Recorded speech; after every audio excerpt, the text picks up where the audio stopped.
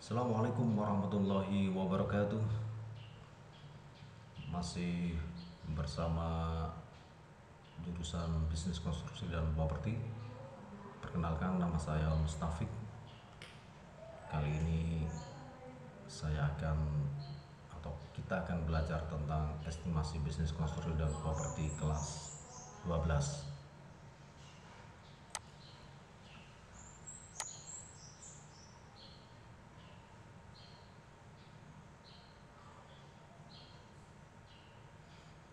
Anak-anak BKP kelas 12 yang Bapak cintai, sebelum kita belajar lebih jauh tentang estimasi BKP, ada pertanyaan yang harus kalian jawab.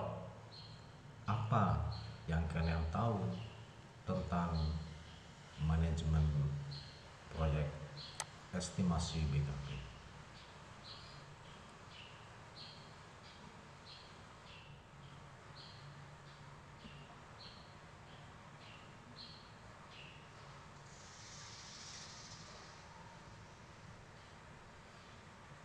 Pada pembelajaran kali ini,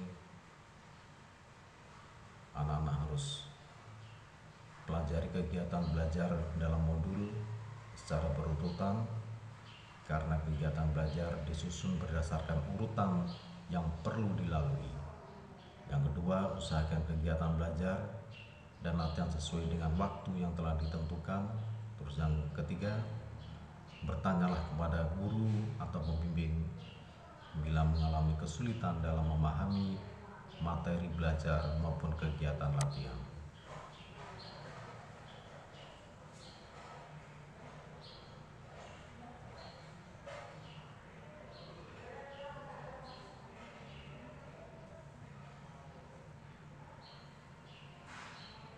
Pada pembelajaran yang pertama estimasi bisnis konstruksi dan properti ini, kita akan mencapai tujuan, yaitu siswa atau peserta didik dapat memahami dan menjelaskan tentang manajemen proyek.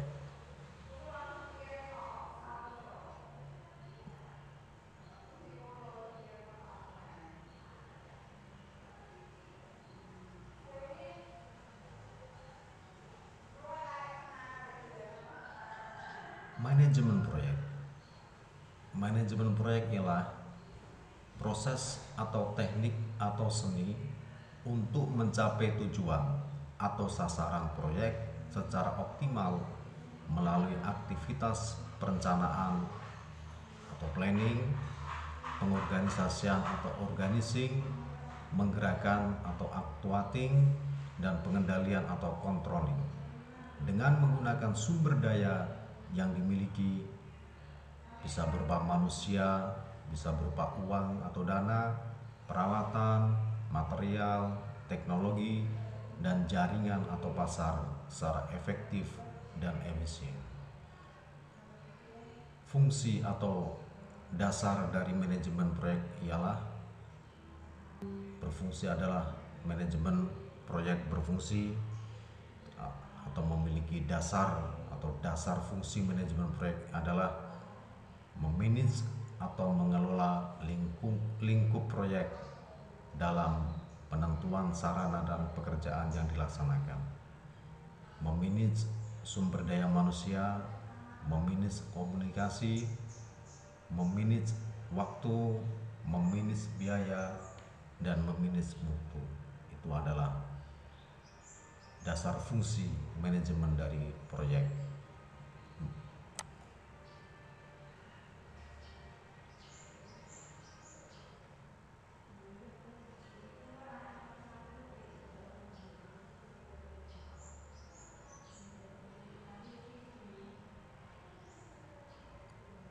Dalam manajemen proyek, profesi yang ada dalam manajemen proyek diantaranya ada prinsipal, ada perencana, dan ada kontraktor. Sekarang kita belajar tentang prinsipal dulu. Prinsipal atau pemilik proyek atau owner adalah pihak yang memiliki gagasan atau ide untuk membuat suatu bangunan, baik secara perorangan maupun badan pemerintahan atau swasta. Pemilik proyek ini disebut juga sebagai pemberi tugas.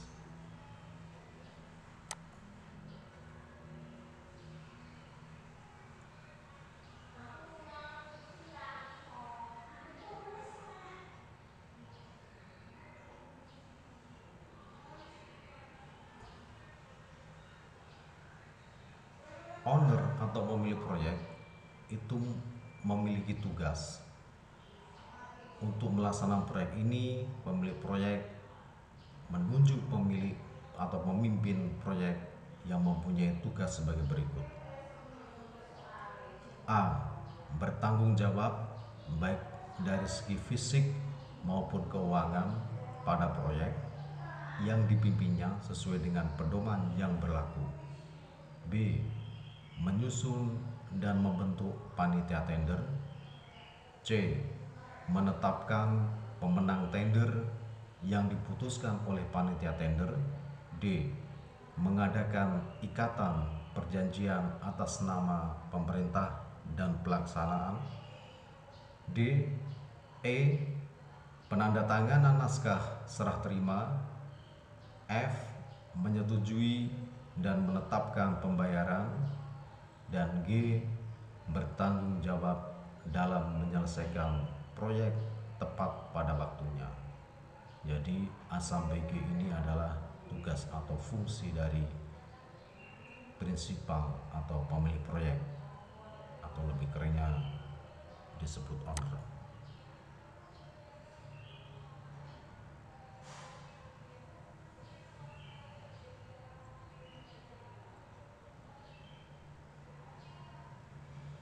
Untuk manajemen proyek yang kedua adalah konsultan perencana. Konsultan perencana adalah pihak perorangan atau suatu badan yang bergerak dalam bidang perencanaan suatu konstruksi yang menerima tugas dari pemilik proyek untuk membuat perencana suatu konstruksi sesuai dengan yang diinginkan. Maksudnya yang diinginkan oleh siapa? Oleh owner atau pemilik perusahaan. Itu adalah pengertian dari konsultan perencanaan.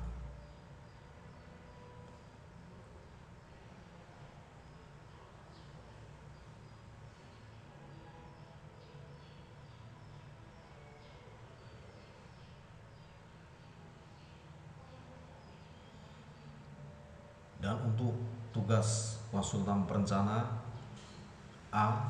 Membuat uraian-uraian tentang maksud dan tujuan perencana. B. Mengumpulkan data lapangan dari hasil penyelidikan tanah. C. Membuat gambar rencana dan gambar detail. D. Membuat rencana kerja dan daftar perhitungan volume dan rencana anggaran biaya. E. Mempersiapkan seluruh dokumen proyek yang berisikan syarat umum, bestek, daftar alat dan bahan, perkiraan waktu pelaksanaan proyek. F. Memberikan penjelasan tentang gambaran konstruksi pada waktu penjelasan pekerjaan atau unwitching. Dan G. Membantu pemilik proyek dalam membuat dokumen kontrak dan persiapan untuk tender. Jadi A sampai G ini adalah tugas dari konsultan perencana.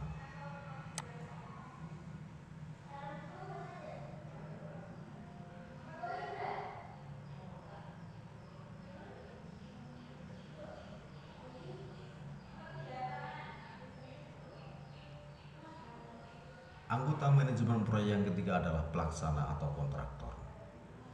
Adalah perorangan atau suatu badan hukum resmi yang bergerak di bidang pembangunan sesuai dengan keahlian dan kemampuannya dalam bidang jasa konstruksi. Pelaksana harus mempunyai tenaga ahli teknik dan peralatan yang cukup.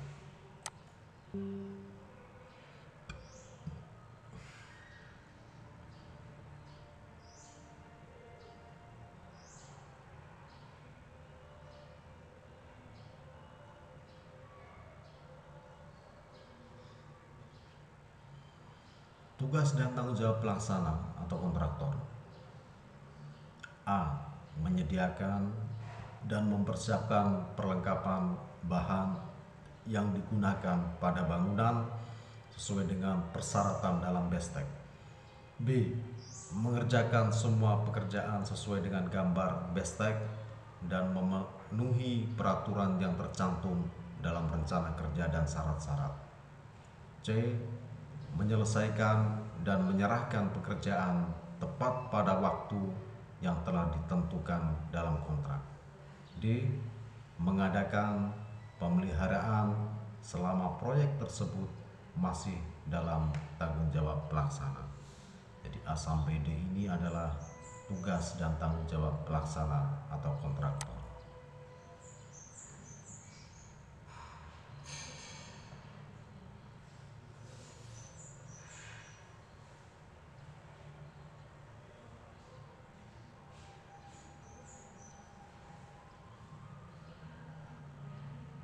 Dan tak kalah pentingnya, untuk manajemen proyek, hubungan kerja itu harus ada.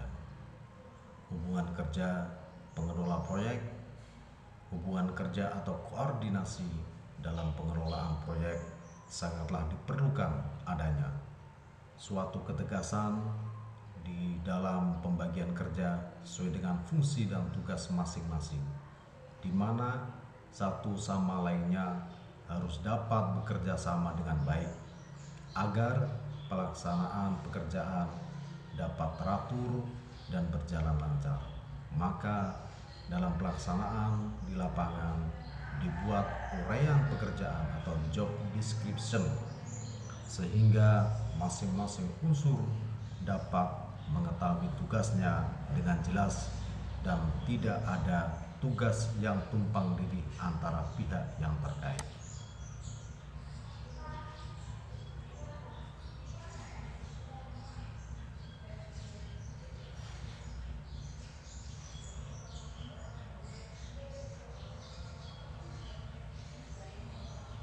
Hubungan kerja pengelola proyek. A. Owner dengan konsultan perencana. Konsultan perencana ditunjuk oleh owner dan dipercaya untuk merencanakan dan mendesain bangunan tersebut secara keseluruhan, sehingga konsultan perencana wajib menunjukkan perencanaan bangunan tersebut kepada owner dan dapat merencanakan bangunan sesuai dengan yang diinginkan oleh owner. Ini adalah hubungan kerja antara owner dengan konsultan perencana.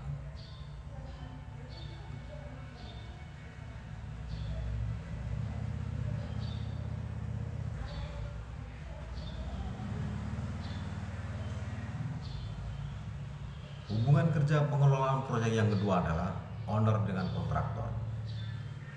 Terdapat ikatan kontrak antara keduanya. Kontraktor berkewajiban melaksanakan pekerjaan proyek dengan baik dan hasil yang memuaskan, serta harus mampu dipertanggungjawabkan kepada owner.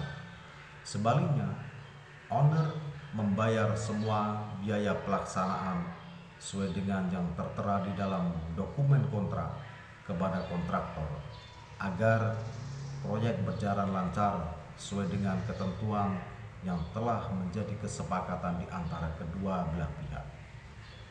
Biasanya, koordinasi ini dilakukan secara rutin seminggu sekali, terutama jika ada hal mendesak. Koordinasi bisa setiap hari atau sewaktu-waktu. Ini adalah hubungan kerja pengelolaan proyek antara owner dengan kontraktor.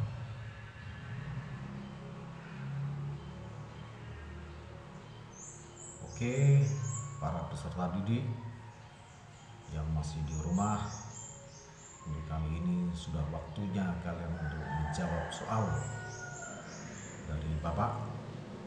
Yang pertama, apa yang dimaksud dengan manajemen proyek? Soal yang kedua, mengapa dalam suatu manajemen harus ada manajemen proyek?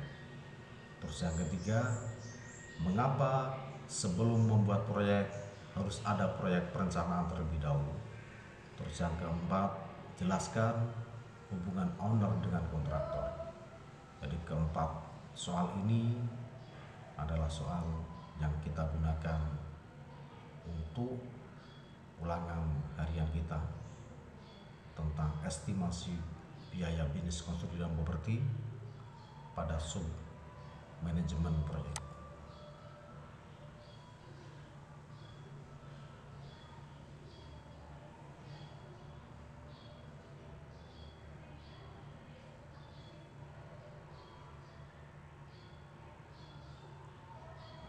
Untuk jawabannya bisa dibuat seperti ini. Kita tulis nama, ini kelas, terus baru jawabannya, jawaban nomor 1, jawaban nomor 2. Begitu juga dengan jawaban yang nomor 3 dan yang nomor 4 juga bisa disamakan. Jadi bisa dibuat seperti ini atau sesuai dengan representasi dari anak-anak semua.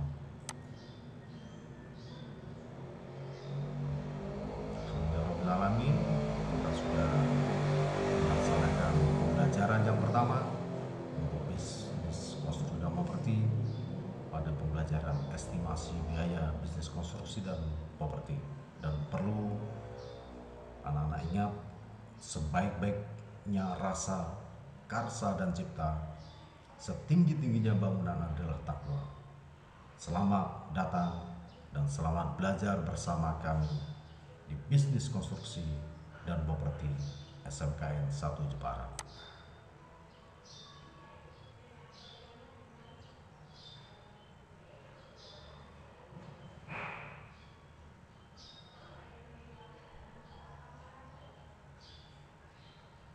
Jika ada kesulitan dalam hal apapun, bisa langsung tanya kepada Bapak. Dan untuk pembelajaran kali ini bisa kita akhiri. Assalamualaikum warahmatullahi wabarakatuh.